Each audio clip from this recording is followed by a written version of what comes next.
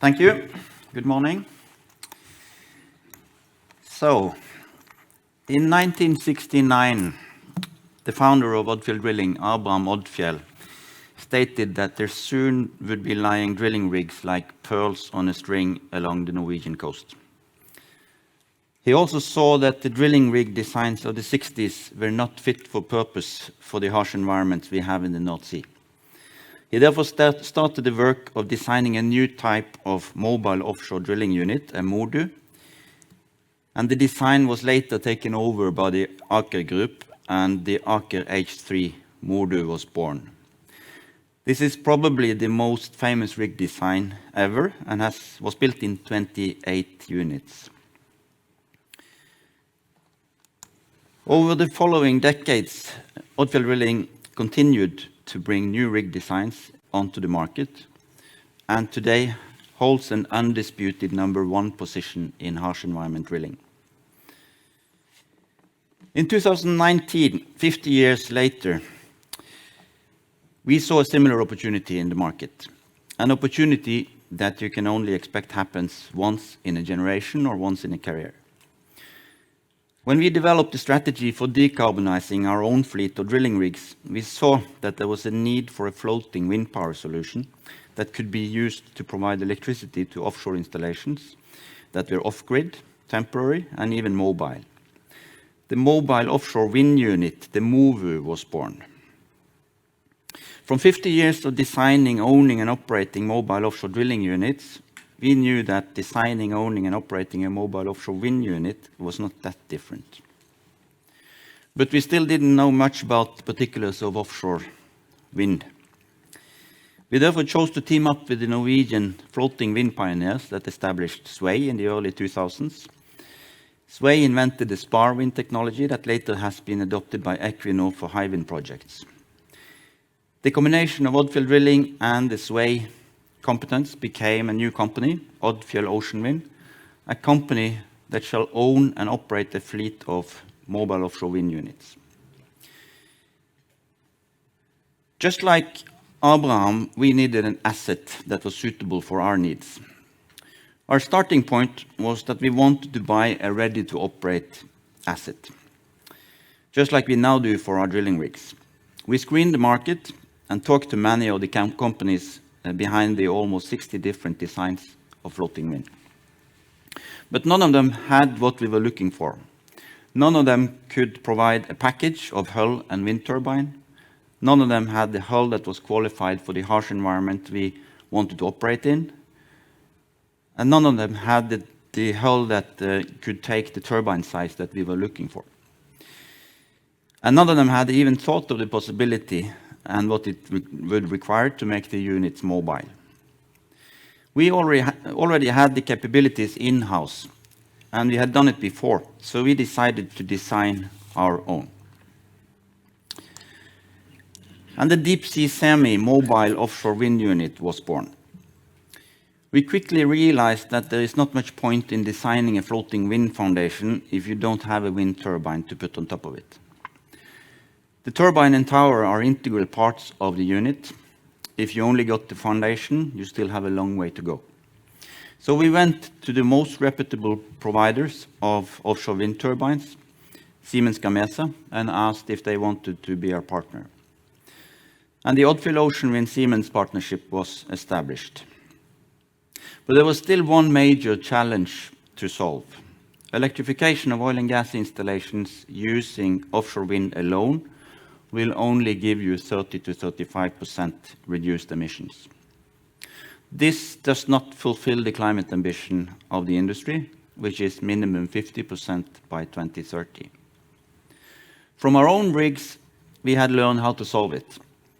By introducing hybrid technologies, we developed a solution that will enable stopping the gas turbines on the host installation, a solution that increases the emission reductions up to 70%. Compared to power generation from fossil fuels. And we named this solution the WindGrid hybrid system. So what we now have is a Norwegian floating wind power specialist. We have 50 years experience in operating floating assets in offshore harsh environment, combined with 20 years of experience in designing floating wind turbines. We also tap into a near-term commercial market in electrifying oil and gas installations that addresses one of the most profound challenges of the industry to reduce the intensity of oil and gas, the carbon intensity of oil and gas production. And we are maturing the MOVU projects in close collaboration with our existing client base in Odfjell Drilling. We have created a unique portfolio of proprietary solutions for floating wind, solutions that are equally applicable for electrifying oil and gas installations as for permanent wind parks.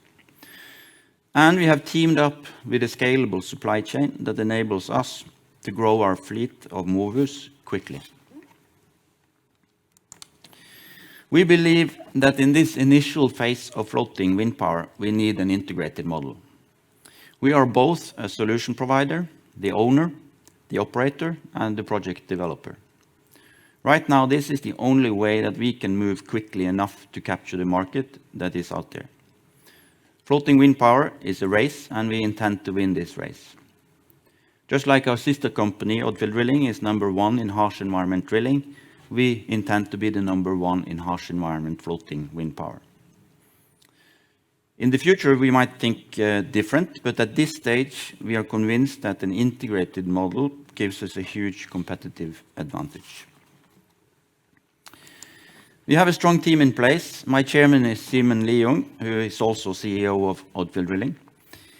We are a separate company, but still very integrated with Odfjell Drilling and can piggyback on all their competencies and support functions from 3,000 employees and presence in 20 countries. We get the best from two worlds, 50 years of industrial legacy, but also the entrepreneurial spirit of a startup. And our game plan is simple. First, we will capture the near-term market in electrifying oil and gas installations. We will establish ourselves as pioneers in commercial floating wind power. We will then leverage this position to become the perfect partner for permanent wind farm developers.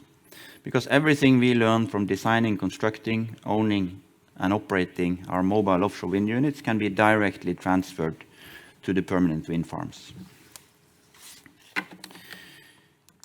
This is our solution for electrifying oil and gas installations.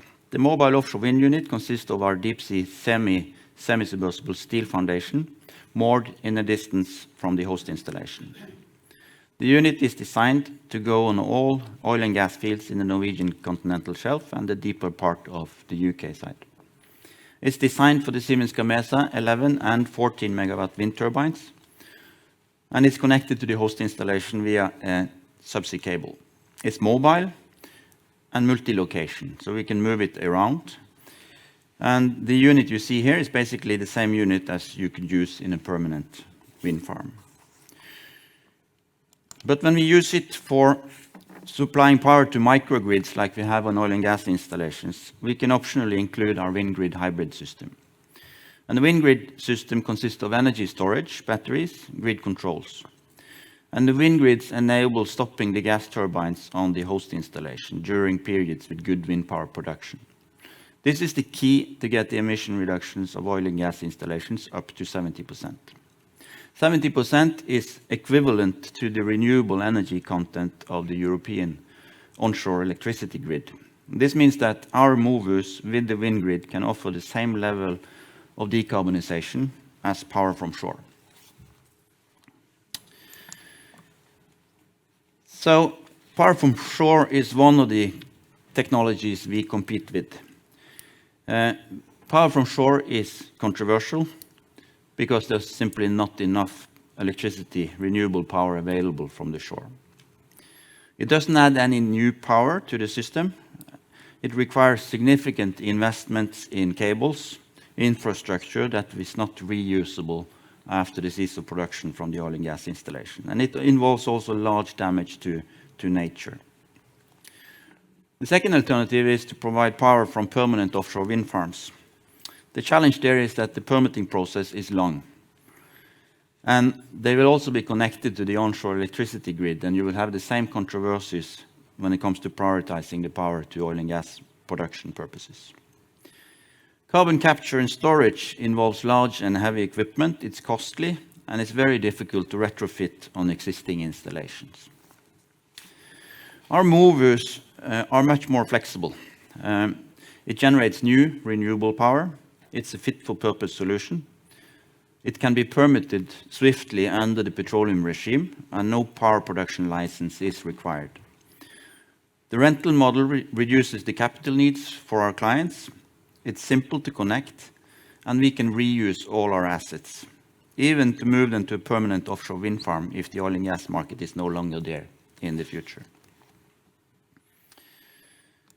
So the challenge with wind power for microgrid, like you have on the oil and gas installations, is that if you just connect wind turbines directly to the system, you will still have to run most of your gas turbine generators, even when you produce enough power from your wind turbines.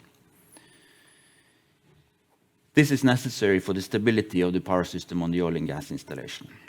And the result is that you can only expect up to 35% reduced emissions if you connect wind power directly to the system. So our WindGrid hybrid system solves this by adding energy storage and the virtual grid control. The system has been developed together with Siemens Energy and is verified by DNV. By adding the WindGrid, the gas turbines on the host installation can safely be stopped in periods with good wind power production. And you will always have time to start the gas turbines again if the wind is dropping. The result is that wind power with the WindGrid doubles the effect of emission reduction to 60 to 70%, which is above the industry climate ambition for 2030. Equally important, it significantly improves the business case for electrification of oil and gas installations with wind power. Because we don't like building a business based on anything else than positive business cases for our clients, we have to create value.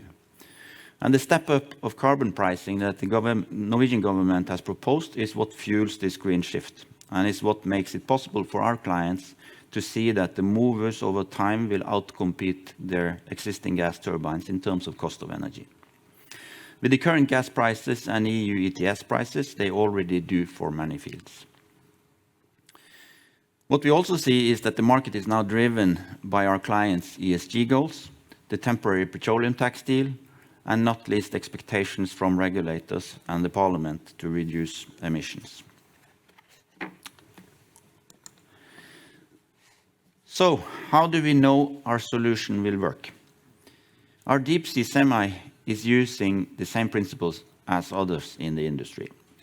We have adjusted it to fit our our needs in terms of mobility, harsh environment, wind turbine size, and low OPEX. Connecting wind power to oil and gas installations was done first time on the Beatrice field in the UK in 2007. Equinor is now doing the same with what will be the largest floating wind farm so far on Hywind Tampen. In addition, we are working with DNV to systematically evaluate our technology choices, and this has helped us to simplify and condense the technical solution and to eliminate components that did not have sufficient technology readiness level. I'm frequently asked why we are not building a prototype and testing it for a few years at the Met Center outside Karmøy. And my reply to that is that we didn't do that for the first Aker H3 rig, and we have never done that for the other new design drilling rigs that we have brought to the market. We are used to controlling the risk in our investment decisions. The market is here now. Our solution we intend to use are mature. We have lined up a supply chain for fast realization of our movers because we believe this market will develop fast. Siemens Gamesa and Siemens Energy is in place. We have also secured first right of refusal for an assembly site to construct our first series of movers. We are in negotiations with cable suppliers, steel prefabricators, assembly cranes, and suppliers of all the other stuff we need to be ready for assembling our first units. The first units will be constructed in Europe, but we have designed our unit and modeled the supply chain to be scalable to other relevant regions of the world to incorporate future local content requirements. To sum up, we are on track for having our first units on contract in 2024. We have the partnership in place with Siemens that secures access to turbines. We have our own foundation design qualified for 14 megawatt, We have the WindGrid hybrid solution, which is the key for delivering on the industry ambition of 50% cuts by 2030, and not least to show positive business cases for our clients. We have the supply chain in place, and we are maturing a pipeline of projects that we believe will be sanctioned in 2022, well supported by the temporary tax agreement in Norway. If all goes as planned, we will press the button for our first building program next year and have the first units on contract in 2024. When we do so, we know that there will be a lot of interest from other clients, other continental shelves, and not least from wind farm developers that are looking for proven floating wind solutions that have been designed for large turbines and low OpEx. Back to the story with Abraham Odfjell. We believe the setting in 2021 is quite similar to what our founders saw in the early days of oil and gas. We have done it before, and now we are doing it again. Thank you.